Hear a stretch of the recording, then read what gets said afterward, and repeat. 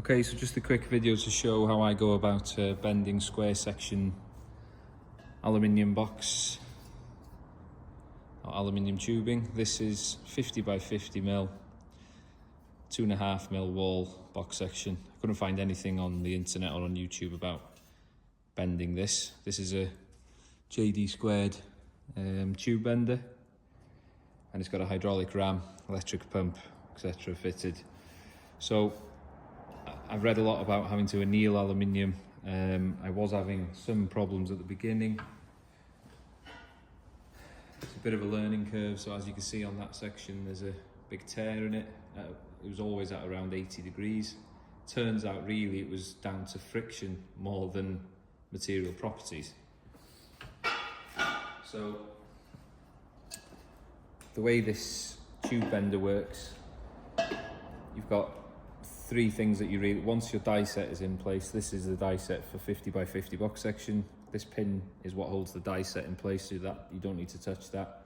The three things you are playing with is basically this, which is the drive pin. So that is what, when the ram pushes this arm, this is what basically engages the arm to the die set and brings the tube round. There's another pin that goes through here that holds the material in place, and then this pin holds the counter die in place while you're bending. So I'll give you a quick demonstration. So on this section, this is 70 mil long. These are used to make legs on our hurdles. So I place it in, line the end here up with the mark. Then first thing is putting the material clamp on. That goes on there. This is a homemade clamp because I ruined the first one. What I've learned about this only needs to go hand tight. If you go any tighter, it seems to get even tighter as you're bending because of the pressure, and then it ruins the thread on this bolt, and then it ruins the clamp essentially. So hand tight only on that one. And then this is an additional clamp. This stops the box section slipping backwards while you're bending. Now this does need tightening. Not ridiculously, but it does need tightening.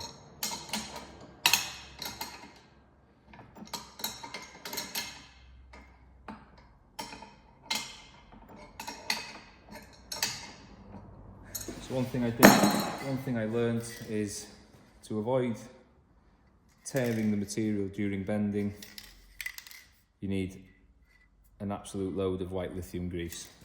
So that goes on the counter die only. I literally slather it on. And then what I do is I run it along the part like this. That goes in. There's a bit of grease on the outside. Only on the counter die do you put grease. Switch it on.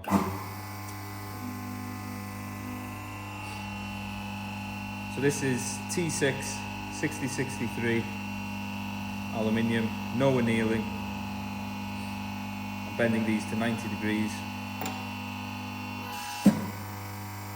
So what happens is the ram pushes to its full length. That then exposes the next hole for this drive pin to go into. And then this drops into a hole to stop it bouncing back, because when you're bending, the material wants to bend back.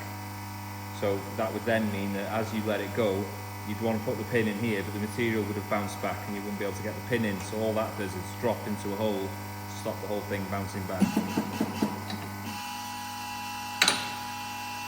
Then you go back, wait for the pin to drop into the next hole. And then with aluminium, there's quite a lot of bounce back. So I bend, if I want a 90-degree bend, I bend it to just under 100 degrees.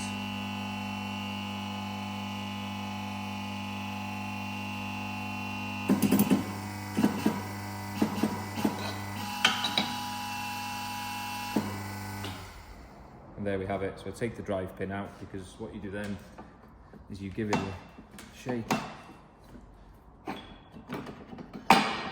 which allows you to take the counter die out. You then take the material clamp off,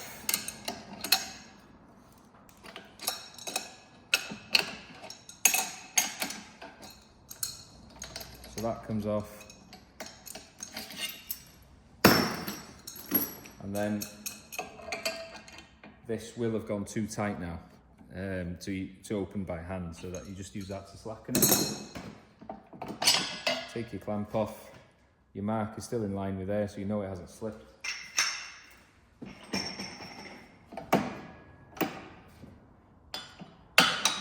That back in the starting position. And then if you were bending steel, it would just drop out. But with aluminium, because it's a bit more elastic, it sort of binds to the die, so you've got to give it a whack to get it out. So you see there are a few die marks there. This is all just the grease. Same here, they're just die marks. But aluminium's quite easy to scratch, so you just have to buff that out after. But there we go, it's as simple as that.